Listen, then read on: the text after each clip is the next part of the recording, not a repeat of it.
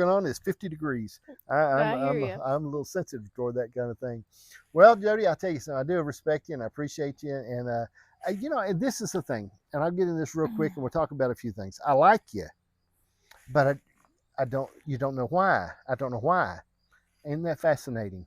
Okay. And I talk about this a lot. Okay. And I talked to the UPS lady about this today. I said, you ever meet people you like and you don't know why you like them?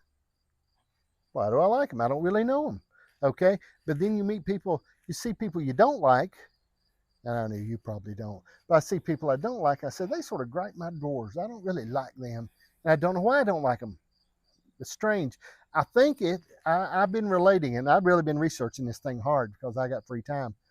I think it's because people smile. When people smile, you like them. And people old grumpy frown, you sort of think, oh, that rascal. It's funny, isn't it?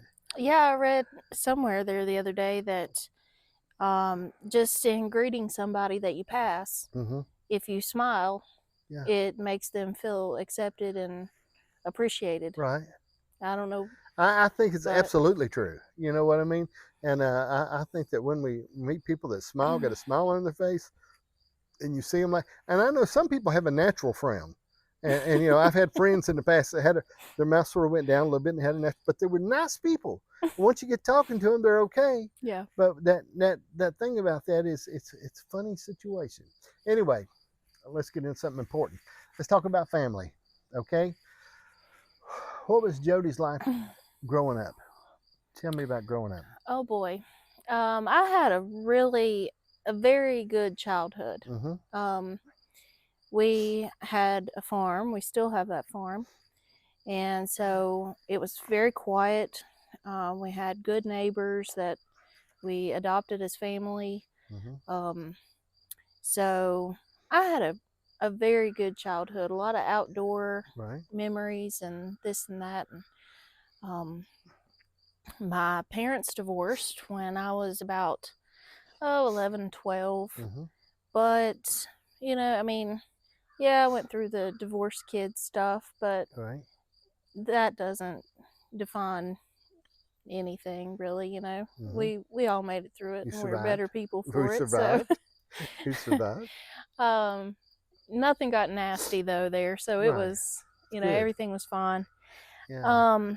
I have a little brother, and so yeah, I mean, I had a pretty Good. normal Yeah. childhood. What are some things when you think back of memories and things that really you can think back? And I know memories get bigger the farther we get away from them. Okay. Mm-hmm. We get to think about them. Mm-hmm. What are some things that really made that you liked, you enjoyed when you were a child? My dad, being a farmer, Mm-hmm. was always around. It Right. baffled me to think. I had one of my best friends growing up, her dad traveled to work. Right. And I was constantly at her house, or she was constantly at mine. And when her dad was coming home, it'd be like, oh, well, we might not ought to get together this weekend. Daddy's going to be here. Yeah. And I'm just like, like, how does that work? We got to focus on old dad, Yeah, But good. no, my dad was always Yeah, there and always very hands-on. Yeah. And my mom was basically a kid herself. She still is. Right. And so she could make anything fun. Uh-huh.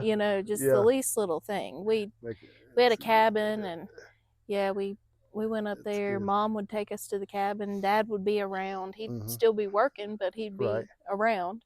So yeah, those are some really good things that I do appreciate about. I think about as a boy, I would leave out. I can remember getting out of the house in the morning, Mm-hmm. and maybe get me a hatchet or something like that, and me and my other friends would go to the woods Mm-hmm.